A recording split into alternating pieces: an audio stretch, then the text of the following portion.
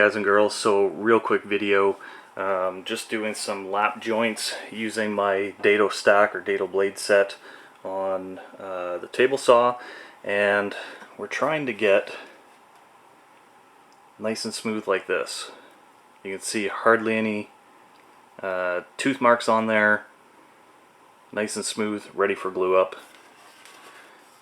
But this is how it's been coming out of the saw, and that's partially because it's a cheap dado set, and the other is I'm trying to cut long pieces.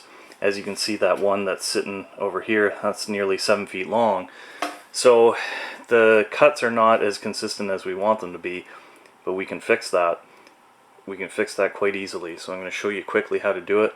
Remember, safety first. I'm going to put on my face shield, which is sitting over in the corner there, because this kicks up a lot of dust and it'll make some noise, but we'll see how this one here turns out like this end.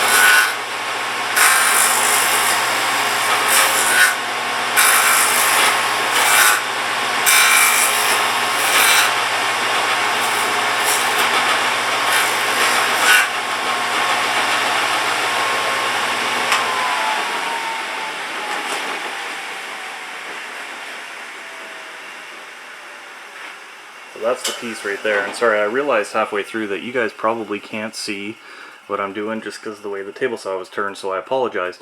But basically what we're doing is we're taking the piece, we're running it perpendicular to the blade, or across the blade, so that if there's any highs or low points, that is just going to basically smooth that right out. If there's any high or low points on the blade, it's going to smooth it out as we go across. Now, another tip, especially for that long board, that 7-foot board in the back, it's awfully hard to get that to sit on the table and to get nice and parallel to the table and flat to the table, I guess is what I'm trying to say. So don't be afraid to grab a clamp. You can clamp it right to your miter gauge.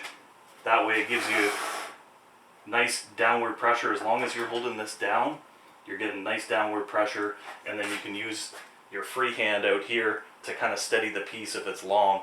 So that's what I've been doing with these 7-foot pieces here.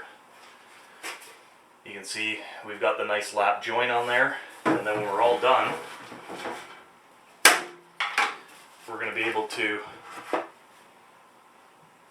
lap everything and have a nice strong gate. So I hope that you guys and girls found this helpful, informative.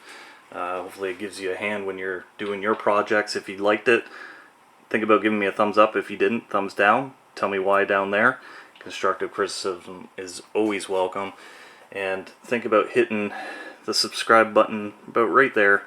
And we're adding content like this all the time. Could be stuff around the shop, could be yard maintenance, property maintenance, house maintenance, car maintenance, who knows, all kinds of stuff. So tune in and we'll see you on the next one.